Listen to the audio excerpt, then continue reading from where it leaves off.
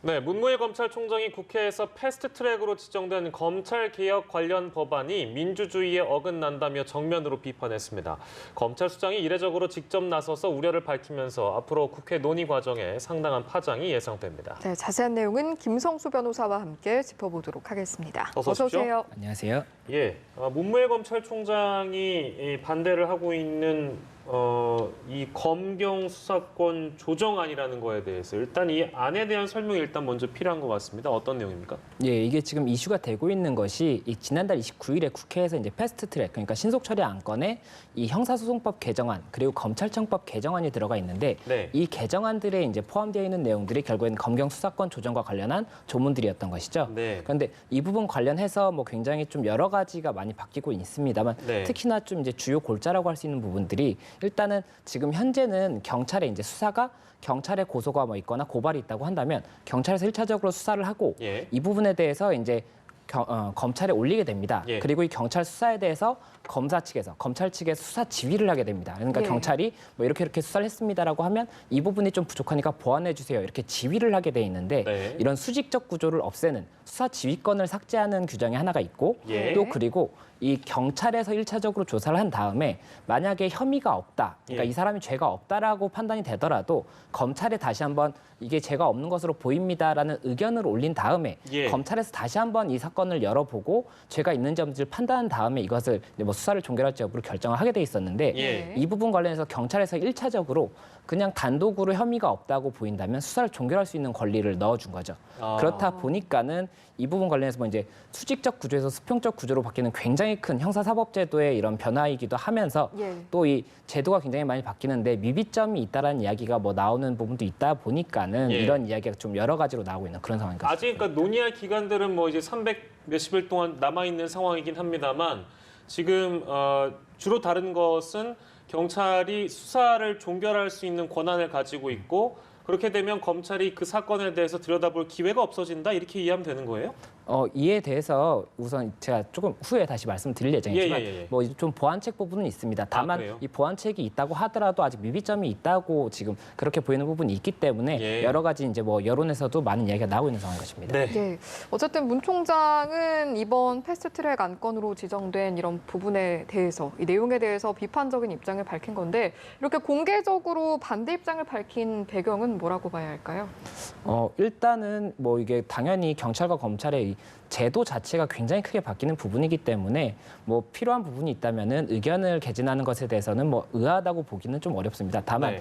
뭐 조금은 이제 이 논조 자체가 뭐 민주주의 원칙에 반한다라든지 뭐 동의할 수 없다 좀 이렇게 조금 부정적인 이제 뭐 표현이 있다 보니까는 이슈가 되고 있는 부분인데 예. 이번 입장문 전문을 살펴보면 이게 뭐 굉장히 뭐 어떤 부분이 어떻게 문제다라고 구체적으로 지적한 것이 아니고 예. 5문단의 굉장히 짧은 입장문입니다. 그래서 이 입장문의 뭐 내용을 보면은 다른 부분이 아니라 뭐 현재 이 법률안은 견제와 균형이라는 민주주의 원리에 반하고 또 특정한 기관에 통제되지 않은 1차 수사권과 국가정보권이 결합된 독점적인 권능을 부여한다.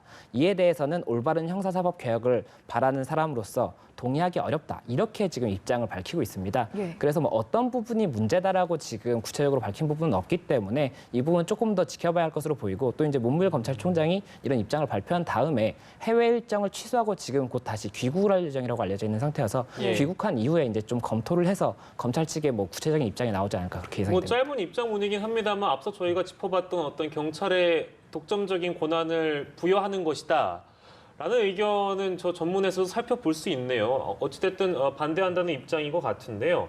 경찰은 뭐라고 지금 입장을 밝히고 있습니까? 이제 일단은 경찰 측에서는 이게 수직적 구조에서 수평적 구조로 가는 것이지 예. 경찰에게 독점적 권한을 주는 것이 아니다. 특히나 뭐 검사는 영장 청구권을 지금 기본적으로 전제하고 있기 때문에 예. 영장 청구를 통해서 언제라도 경찰의 수사에 개입할 수 있는 권한이 있다.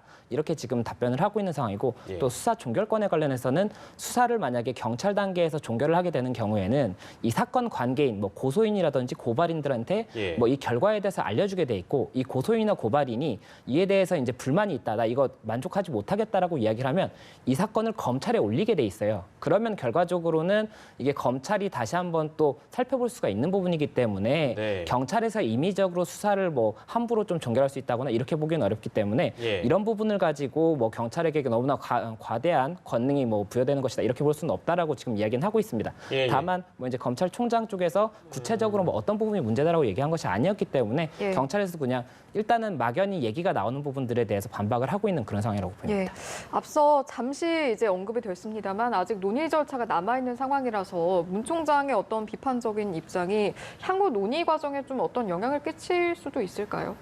일단은 이 문무일 검찰총장이 뭐 검찰의 수장으로서 뭐 굉장히 좀 중요한 인물입니다. 하지만 국민의 한 사람이기도 하거든요. 이 국민의 한 사람의 특히나 그 검경 그 조정안에 있어서 검찰의 이제 수장으로서의 뭐 의견이 어느 정도까지 반영이 될지는 조금 미지수입니다. 다만 이 법이라는 것이 바뀌면은 특히나 이번 뭐 형사소송법이라든지 검찰청법 개정안은 굉장히 크게 바뀌는 거거든요. 그래서 수사제도 자체가 아예 이제 뭐 우리나라의 수사제도 자체가 굉장히 크게 바뀌는 것이기 때문에 예. 국민분들께 결국에는 이것에 뭐 잘못된다고 한다면 손해가 아니면 뭐 잘 된다고 하면 이익이 있는 부분이고 이 개정안의 그 조문 하나하나에서 미비점이라든지 보완책이 필요한 부분이 있다면 국민 여러분들께서도 당연히 관심을 가지고 보고 이에 대해서 좀 많은 의견을 개진을 해야 되는 부분인 것이어서 예. 뭐 이게 남의 뭐 그냥 남의 불 보듯이 이렇게 할 사건은 아닌 것으로 보입니다. 예, 뭐 조금 깊이 들어가면은 내용이 어려울 수도 있는데 전반적으로 이 문무일 검찰총장뿐만 아니라 뭐 대검의 한 간부의 말에 따르면 경찰에 대한 사법 통제 후퇴다. 중국의 문화 대혁명과 비슷한 일이다. 뭐 일선지검장의 한 부장검사도 국민에게 도움이 되지 않고 경찰에는 도움이 되는 아니다. 경찰에 국민의 인권을 팔아넘겼다. 뭐 아무튼 뭐 검찰 내부에서는 반발이 적지 않은 것 같고 물론 그 반대에 대한 목소리도 임은정 충주지청 부장검사에 대한 얘기도 있어서 저희가 일단은 언급을 해드렸습니다만 지금 급거 귀국하는 상황이라고 하잖아요. 문무일 검찰총장이. 네, 맞습니다. 그럼 그만큼 이 사안을 심각하게 총장으로서 받아들이고 있다라고 봐야 되는 건가요? 왜냐하면 2011년인가요? 그때도 당시 검찰총장이 이 수사권 조정안과 관련해서 어떤 본인의 직을 걸고 자리에서 물러난 적도 있었기 때문에 정확하게 11년인지 12년인지 기억이 안 납니다만 그랬던 적이 있었기 때문에 이번에도 그런 사태까지 나갈 거라고 개인적으로 보세요. 어떻게 보십니까? 일단은 이제 문무일 검찰총장이 귀국해서 정말로 뭐 사퇴 의사를 표명하는 것은 아니냐 이런 이야기도 나오고 있는 상황이긴 합니다. 네, 다만 네. 이제 이 문무일 검찰총장 같은 경우에 임기가 뭐 2개월 정도밖에 안 남은 상태여서 아, 뭐 그렇군요. 현재 사퇴를 한다고 하면 오히려 이제 검찰 내부에 좀 이런 혼란만 가중을 시킬 수가 있어서 그것은 좀 가능성이 낮지 않은가 또 이런 뭐 일부의 의견도 있는 상황이고 네. 뭐 이 부분 관련해서 일단은 검찰 측에서는 당연히 뭐 수사권 굉장히 좀 중요한 부분이 걸려 있는 부분이어서 당연히 뭐 여러 가지로 적극적으로 대응을 하는 것은 맞습니다. 다만 예. 이게 검찰과 경찰의 뭐 알력 싸움이 아니라 결국에 국민에게 도움이 되는 법 개정으로 가야 되기 때문에 예. 뭐 국민들께서도 많이 좀 이게 그냥 둘이 싸우는구나가 아니라 많이 좀 이렇게 관심을 가지고 어떻게 하면 우리한테 도움이 되는 개정안이 될 것인가, 이 형사사법제도가 어떻게 하면 억울한 사람이 없을 것인가를 예. 좀 더 유심히 살펴보고 관심을 가져주시면 좋을 것 같습니다. 굉장히 역사가 예, 오래된 일이죠. 맞습니다. 이 조정안에 대해서는. 시간을 두고 좀 저희가 지켜보도록 하겠습니다. 첫 번째 주제 저희가 얘기 나눠봤고요. 화제를 저희가 바꿔서 저희가 어제 이 소식 전해드렸습니다. 의붓 아버지에게 신체적으로 성적으로 학대를 받고 이 피해를 호소했는데 보복성 살인을 당한 여중생에 대한 얘기인데 이게 그 새로운 게 친아버지로부터도 뭐랄까요? 구박덩이 취급을 받았다 이런 사실이 확인돼서 씁쓸함을 좀 더하고 있는 상황입니다. 예, 맞습니다. 이 여중생이 이 친아버지로부터도 폭행을 당했던 사실이 있었다라는 점이 이제 밝혀지면서 예. 조금 더 안타까운 그런 좀 상황입니다. 근데 이 뭐 사실관계를 확인을 해보니까 예. 이 여중생이 2016년경에 아버지로부터 상습폭행을 당하다가 아동보호기관에 이제 이에 관해서 이제 좀 도움을 요청을 합니다. 그러니까는 아동보호기관에서는 상습폭행, 그러니까 결국엔 또 폭행이 또 있을 수 있다는 뭐 우려가 있어서 그 법원에 접근금지 명령을 신청을 했고 예. 지금 결국에 법원에서는 접근금지 명령을 내렸던 그런 사안이고 이로 인해서 예. 친아버지가 이제 폭행을 하다 보니까 친어머니 쪽으로 가서 이제 좀 거주를 하게 되었던 부분인데 예. 또 이렇게 좀 안타까운 사건이 있었던 뭐 그런 소식입니다. 예, 이 사건이 또 충격적이었던 부분이 친모가 이 범행을 공모를 했다. 그래서 또 굉장히 충격적이었는데 있었는데 처음에는 이 친모가 혐의를 완강히 부인을 하다가 지금은 또 인정을 한 상태죠. 네, 맞습니다. 이 수사기관에서는 처음부터 친모도 공범이라든지 아니면 방조범일 것이다라고 생각하고 수사를 진행을 했었는데 친모가 혐의를 완강히 부인을 했었습니다. 다만 어젯밤 자정경에 이제 혐의를 인정을 했다고 하고 지금 또 CCTV가 실제 이 살인 사건이 있었던 이 차량에 친모가 이 여중생을 태우는 CCTV가 공개가 되기도 했고, 예. 그리고 이제 추가적으로 다른 자료들도 나왔을 것이다라는 이야기가 나오면서 이 친모가 심경의 변화도 있었을 것이고, 추가적인 증거라든지 아니면 관련인들의 진술로 인해서 혐의를 부인하기가 좀 어렵게 되니까는 예. 혐의를 인정한 것이 아니냐, 이런 이야기가 나오고 있는 상황입니다. 네, 참 안타깝습니다만 이 12살짜리 아이가 어디에 그동안 기대 왔을까라는 생각을 해보면 참 마음이 아픈데요. 어제와 상황이 조금 달라진 건 이제 이 계부 의붓 아버지는 구속 영장이 발부된 상황이고, 그러면 그 친모는 어떻게 된다고 전해지고 있습니까?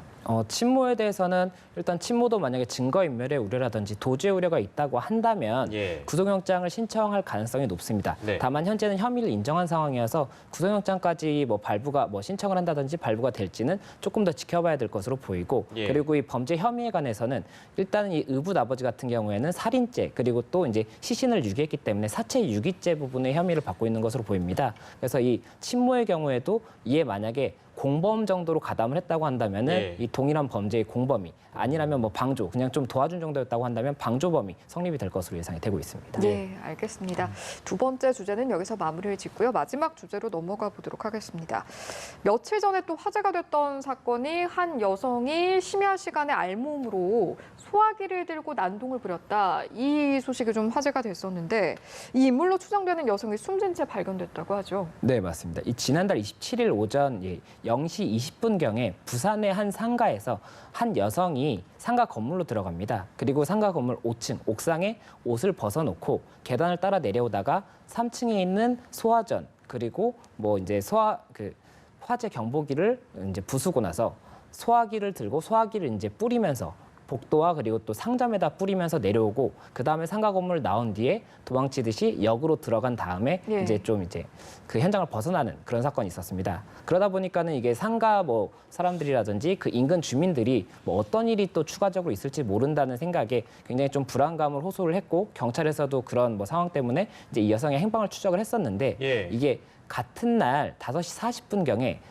경남 창원의 한 운동장 앞 광장에서 이 여성으로 추정되는 인물의 시신이 발견되었다는 것이죠. 그래서 그런 지금 소식이 알려지면서 굉장히 예. 좀 많은 관심을 받고 있는 그런 사건입니다. 지금 그러면은 이 여성이 왜 이런 행동을 했는지도 아직 딱히 밝혀지기 없는 상황이고, 그리고 부산에서 난동을 부리다가 시신으로 발견된 곳이 경남 창원시의 어떤 운동장이라고 하잖아요. 학교인지 어디인지 정확히 모르겠습니다만 운동장에서 숨진 채 발견됐는데, 그럼 어떤 방향으로 이제 좀 초점을 맞춰서 수사를 해야 되는 걸까요?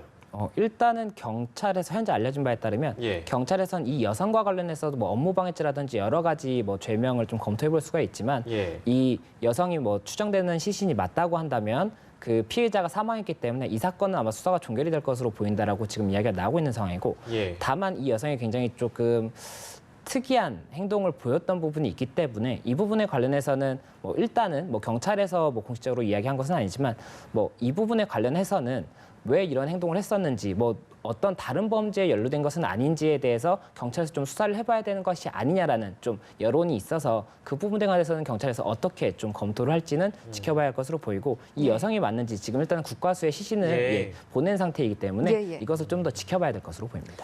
네, 알겠습니다. 마지막 사건까지 만나봤고요. 오늘 이 시간은 김성수 변호사와 함께했습니다. 오늘 말씀 고맙습니다. 고맙습니다.